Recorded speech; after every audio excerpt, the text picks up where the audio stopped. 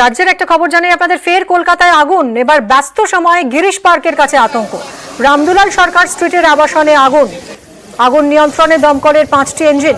Pocket fire নিয়ন্ত্রণের চেষ্টা দমকলের। রৌনক আমাদের প্রতিনিধি রয়েছেন। রৌনক, কিভাবে আগুন লাগলো, এখন কি পরিস্থিতি? দেখো, 8:57 নাগাদ দমকল কর্মীদের কাছে খবর আসে রামদুলাল সরকার স্ট্রিটের একটি আবাসনে আগুন লাগে এবং জায়গাটি অত্যন্ত ঘনবসতিপূর্ণ হওয়ার দরুন কিন্তু সেই আগুন যাতে সরিয়ে না দেওয়ায় তৎক্ষণাৎ দমকলের তরফ থেকে 5টি ইঞ্জিন সেখানে পৌঁছায় এবং আগুন নিয়ন্ত্রণের কাজ করা হচ্ছে। যতটা জানা যাচ্ছে ইতিমধ্যে কিছু কিছু জায়গায় পকেট ফায়ার রয়েছে, এছাড়া কিন্তু সে অর্থে আগুনের লেলিহান শিখা দেখা যাচ্ছে না।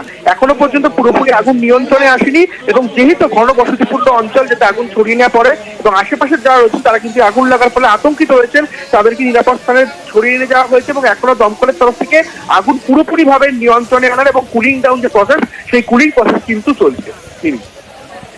ক্ষয়ক্ষতির কিছু বোঝা যাচ্ছে? কিরকম ক্ষয়ক্ষতি হয়েছে, কতটা? অবশ্যই সেখানে যেহেতু ঘনবসতিপূর্ণ অঞ্চল, প্রায় 2টি বাড়ি কিন্তু এই আগুনের জেরে বেশ ক্ষয়ক্ষতি হয়েছে, কিন্তু কোনো হতাহতের খবর ইতিমধ্যে নেই।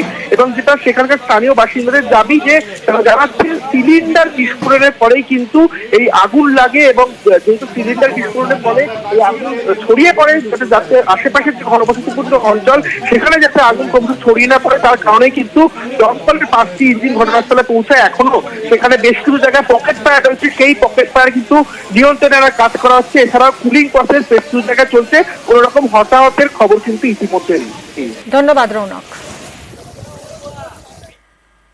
এদিকে মধ্যমগ্রামের দিগবেড়িয়াতেও আগুন আতঙ্ক। রঙের কারখানায় আগুন লাগায় আতঙ্ক ছড়ায়। মজুদ দাহ্যে বাড়ে বিপদ। 2 ঘন্টার চেষ্টায় আগুন নিয়ন্ত্রণে আনে দমকলের 4টি ইঞ্জিন। দমকলের 4টি ইঞ্জিনের চেষ্টায় আগুন নিয়ন্ত্রণে আসে। মধ্যরাতে আচমকায় আগুন দেখতে পান এলাকারই স্থানীয় মানুষরা। তারপরই খবর দেওয়া হয় দমকলে।